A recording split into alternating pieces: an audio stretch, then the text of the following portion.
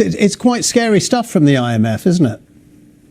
Yeah, I mean, this is a significant warning from the IMF about the scale of the potential impact of the conflict in the Middle East on the global economy, but of course also on the British economy, at a time when our economic growth was already quite low and we were struggling to get growth up again, and families across the UK, of course, facing a cost of living crisis. So it's a significant challenge for the government. And the IMF are saying that growth in this country is going to be hit harder than other advanced economies. Why is that?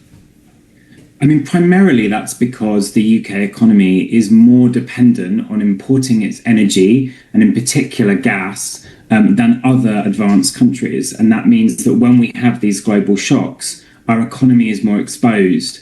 And that's exactly why we at IPPR have been arguing for quite a long time now that we need to be doubling down on things like the push for clean, renewable energy here in the UK, which would make us less dependent on those international markets and international supply of energy, and have more homegrown energy here in the UK that would make us a more resilient economy.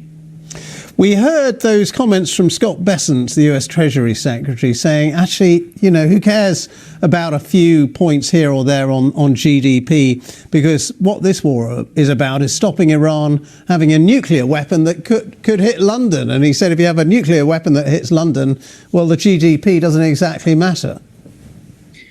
Well, of course, it's easier to say that when you're an energy superpower like the US is. Obviously, they produce quite a lot of their energy, actually all of their energy, but a significant proportion themselves.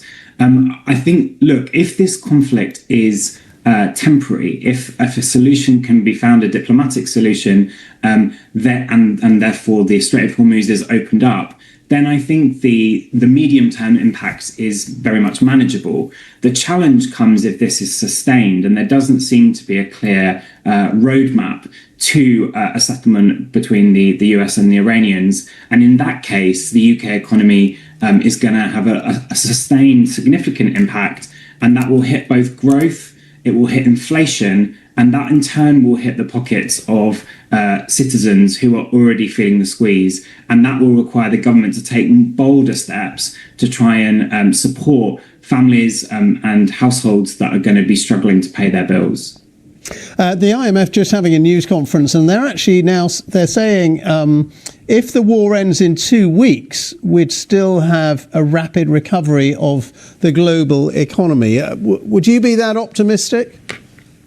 I think, as I say, if this is temporary, there is a way through this in the medium term that is manageable for the UK economy. So if you look at those IMF forecasts for next year, what they show is that actually growth in the UK might be the highest amongst some of our European neighbours, and also that inflation would get down towards target by the end of 2027. Now, that's still, in the short term, in the next year, a significant problem that will require the government to support families through what would be a temporary shock. But if it's sustained, what we would expect is for the IMF to come back later at its next forecast and say this is actually a more permanent, more significant challenge, and that rebound that it's currently predicting won't happen. So I think the big thing that we're all waiting for is to see if there can be some reconciliation between the Iranians and the US, which would give us some sense of certainty about what the future might look like. All right, Harry, thank you very much. Harry Quilter-Pinner there, Executive Director of the think tank, the Institute for Public Policy Research.